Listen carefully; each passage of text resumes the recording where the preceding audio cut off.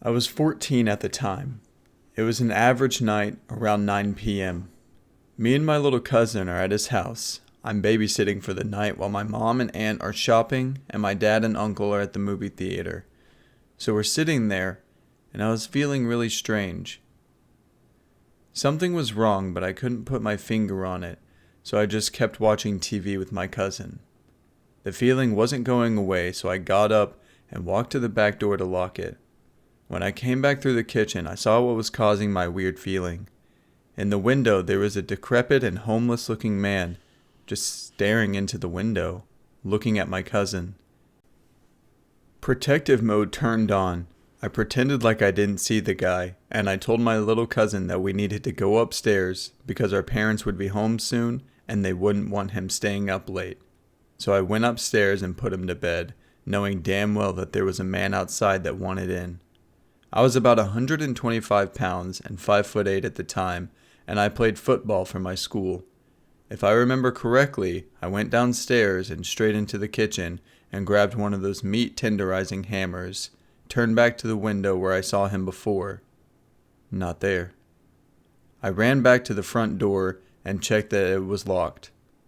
Both the deadbolt and the knob were locked. I ran back upstairs with my meat tenderizer and went into my cousin's room and sat down in front of the door. He asked me what I was doing, and I said that he didn't need to worry about it and that he should keep his head low. I called the cops and then my dad and uncle. The cops would take half an hour, and my dad and uncle were 45 minutes away.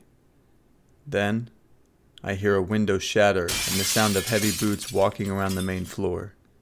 I told my cousin to stay calm, hide under the covers, and to keep silent. I could hear the guy walking around downstairs.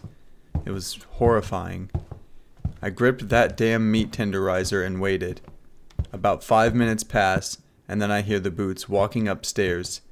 At this point, I was having a freaking heart attack. My cousin's door is no more than 10 feet from the stairs. I heard him opening the doors to my aunt and uncle's room, then the bathroom. He walked back down the stairs, and I heard him open the door to the basement. 15 minutes later, the police showed up and burst into the house. Turns out, the guy was loose from a mental hospital 1 province away. I don't know what he would have done if he ran into my cousin and I, but I'm very glad that he gave up before he reached our door.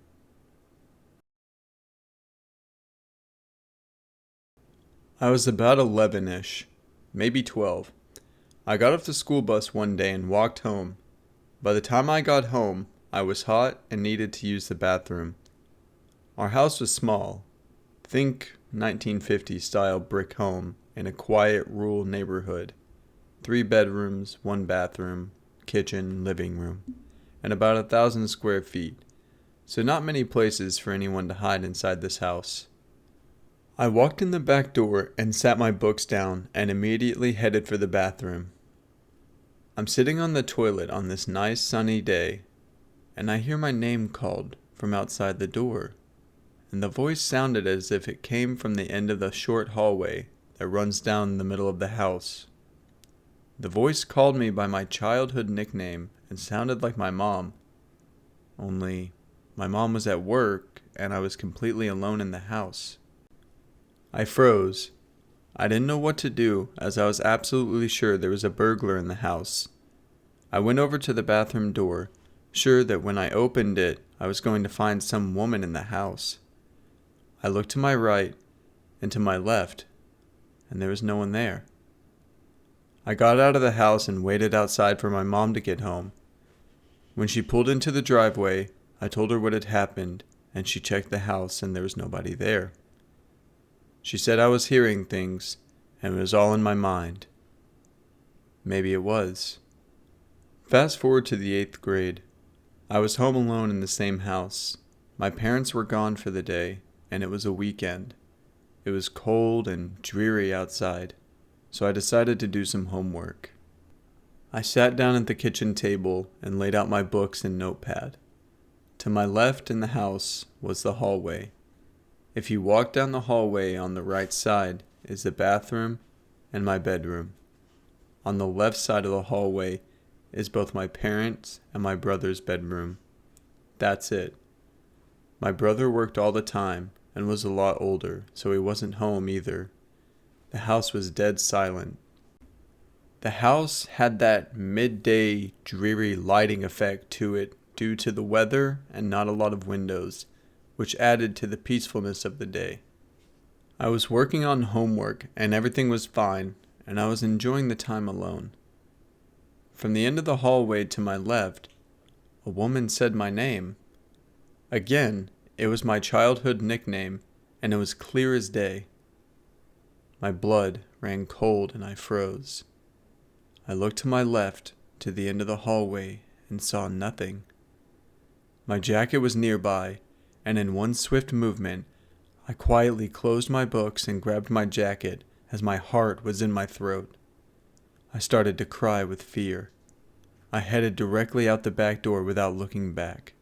I went to the standalone garage out back and sat on my dad's lawnmower and watched the back door to see if anyone came out of the house. Although it would be impossible for anyone to be in the house other than myself because my family were the only people who had been home all day. I sat there shivering for hours until my parents got home. As soon as they pulled into the driveway, I met them and told them what happened. They checked the house and found nothing and said it was my imagination. My mother still lives in the house, and I live with her to help her now that she's elderly. My father died several years ago. Mom always heard Dad calling her name from the living room and talks about it often. She would go into the living room to ask him what he wanted, and he hadn't called her name. She still says it's her imagination.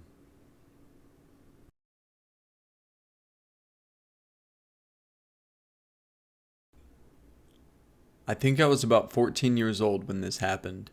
An old childhood friend moved back to my state after settling in Hawaii for a couple of years. I was happy to see her, and of course immediately planned to have a sleepover. Unfortunately, she had moved pretty far from my area, as rent had only skyrocketed in the last 4 years she was gone. Her mom was a single mom, and had also had a younger brother, which probably didn't make it any easier. They had managed to find a house to rent that was kind of in the middle of nowhere. They were on a property with farm animals and acres of forest and fields, and the nearest neighbor was nowhere in sight. It was a 20-minute drive to the nearest town from her house, which left it kind of isolated. Anyways, I get there and we immediately decide to go camping in the backyard, just like we used to when we were next door neighbors in the suburbs. This time, it was a lot more authentic with the trees and animals that surrounded us, even if we could still see the kitchen window from where we pitched our tent. I brought my suitcase into the tent, and we set up our sleeping bags.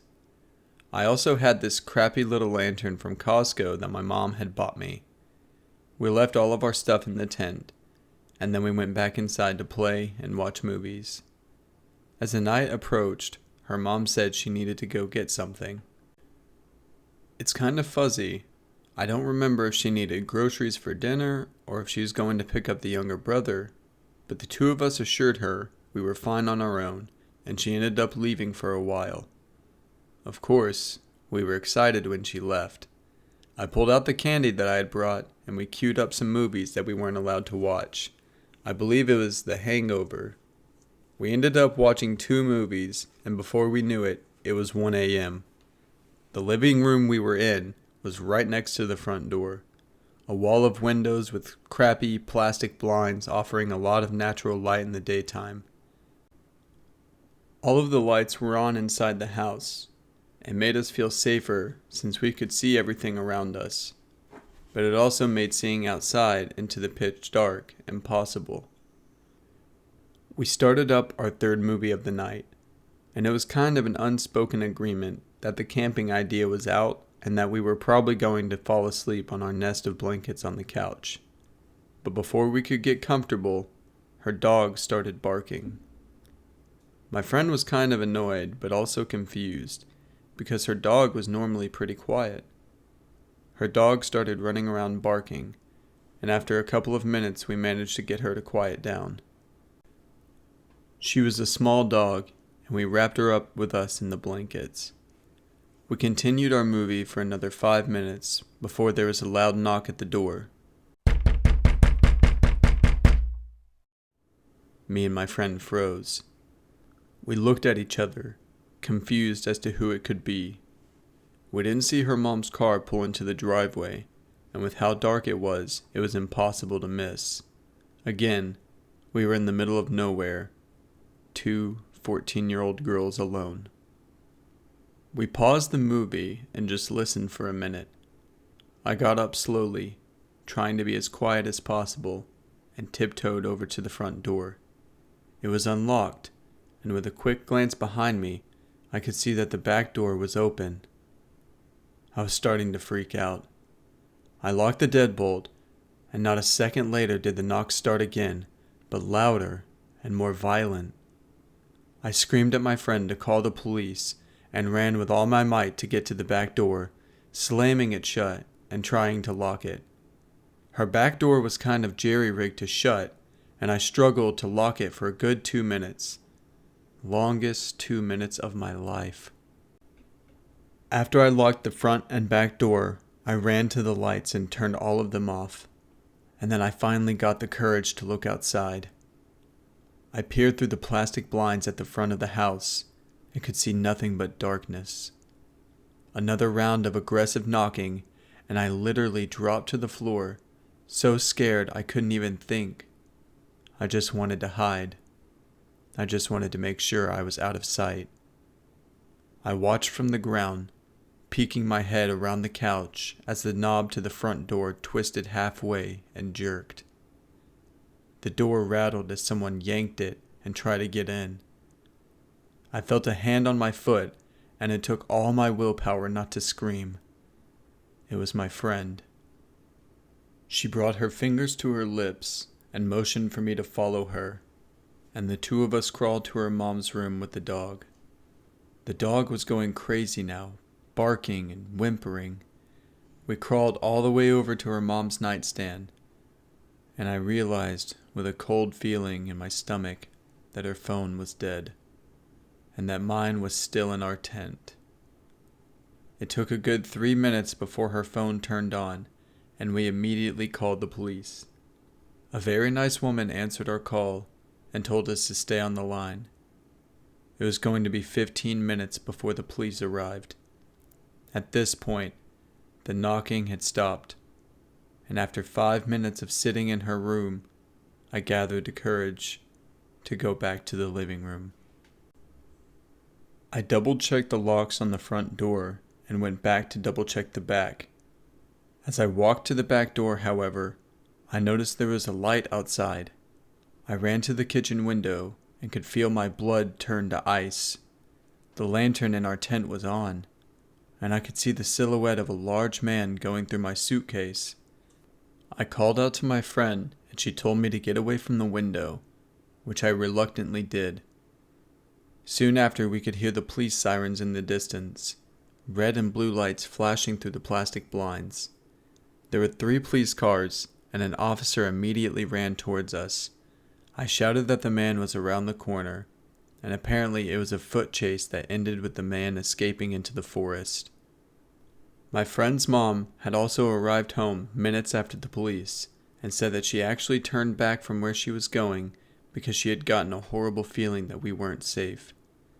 She said that mother's intuition told her to turn around, and that when she pulled into the house with the police cars, she was terrified, but glad that we were safe. I thank God, or whatever is out there, that we decided to stay in for a movie night instead of camping. I don't know if that man wanted to hurt us or rob us. In fact, none of my stuff or phone was stolen from the tent. But I have a feeling it would have been a very different story if we had done anything differently.